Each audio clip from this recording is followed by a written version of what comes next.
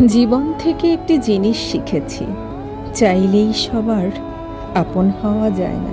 মানুষ আসলে যতটা আপন সাজে ততটাও আপন নয়।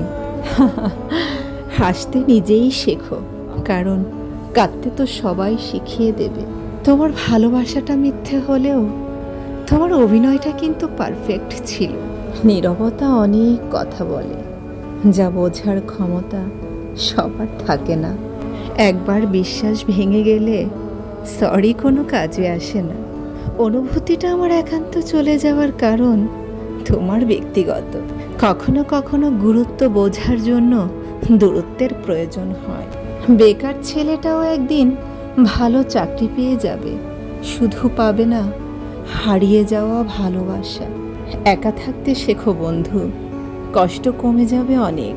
জীবনের একটি গল্প লিখতে বসলাম, দুঃখ লেখা শেষ, কিন্তু যখনই সুখ লিখতে যাব ঠিক তখনই কলমের কালি শেষ। এটাই জীবন। সকলে বরং রঙিন দেখুক, হৃদয়ে থাকে না ক্ষত। আগুন দিলেই পুড়বে না হয় রং মশালের মতো। মানুষের কিসের এত অহংকার, যার শুরু এক ফোঁটা রক্তে আর শেষ হলো মৃত্তিকায়। পারফেক্ট কাউকে চাইনি, বিশ্বাস করা যাবে এমন একজনকেই চেয়েছিলাম। তুমি আসবে বলে তাই আমি স্বপ্ন দেখে যাই।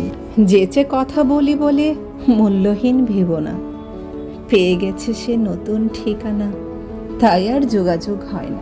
জীবনে এমন কাউকে ভালোবেসো যে তোমাকে ভালোবাসতে না পারলেও তোমাকে সম্মান করবে। পৃথিবীতে কেউই পারফেক্ট নয়, আবার কোনো কিছুই অযোগ্য নয়। প্রত্যেকেরই একটা জায়গা থাকে যেখানে সে নিজেই সেরা।